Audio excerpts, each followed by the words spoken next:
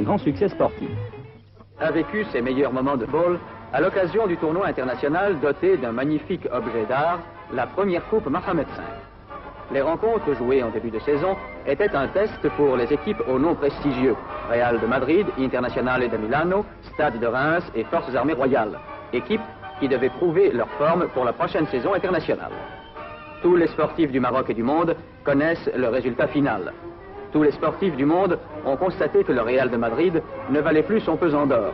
Ils commentent, analysent la déchéance de la meilleure équipe de tous les temps. Cette équipe a vieilli. Tous les sportifs du monde ont parlé de la victoire d'un club amateur, champion du Maroc, ont parlé des forces armées royales qui ont provoqué cette situation en battant le Real par 4-3, le plus régulièrement du monde. La victoire finale du Stade de Reims, privé pourtant de ses grandes vedettes telles Coppa et Piantoni, est la victoire de la logique du football. L'Internazionale de Milano n'a pas démérité, mais a été victime de ses efforts de la veille contre le Real de Madrid. Les trois premières rencontres, Reims, Forces armées royales, 5-0, Inter, Real, 1-0 et Forces armées royales, Real, 4-3, ont été placées sous la présidence de son Altesse royale, le prince Moulay Abdallah.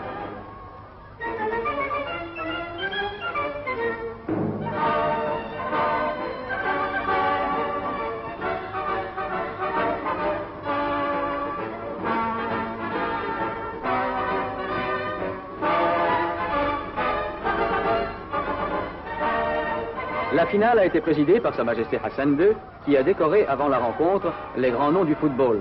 Messieurs Bernabeu, président du Real, Elenio Herrera de l'Inter de Milan, considéré comme le meilleur entraîneur du monde, Albert Batteux, le créateur du style Reims, Akesbi, international marocain et vedette de l'équipe rémoise, Cluzo, entraîneur des forces armées royales, et Mamoun, un grand nom du sport au Maroc. Une minute de silence avait été observée avant chaque rencontre à la mémoire de feu Sa Majesté Mohamed V. Les 4 rencontres ont été suivies par un nombre public et par toutes les capitales qui avaient délégué de nombreux envoyés spéciaux.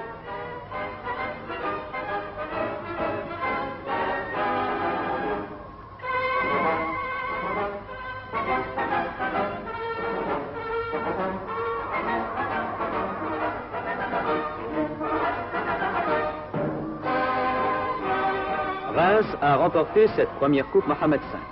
Son capitaine a reçu le trophée des mains de Sa Majesté Hassan II, qui a chaleureusement félicité les vainqueurs.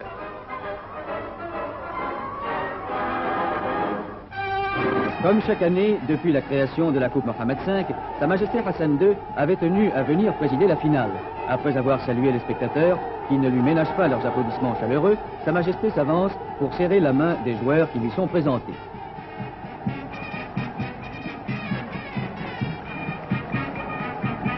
Sa Majesté Hassan II, ayant à ses côtés le ministre de l'Information, de la Jeunesse et des Sports, remettait la Coupe Mohamed V à l'équipe victorieuse. Chaque équipe recevait ensuite de la part de Sa Majesté un trophée qui lui rappellera son combat. Et c'était enfin le tour d'honneur des gagnants.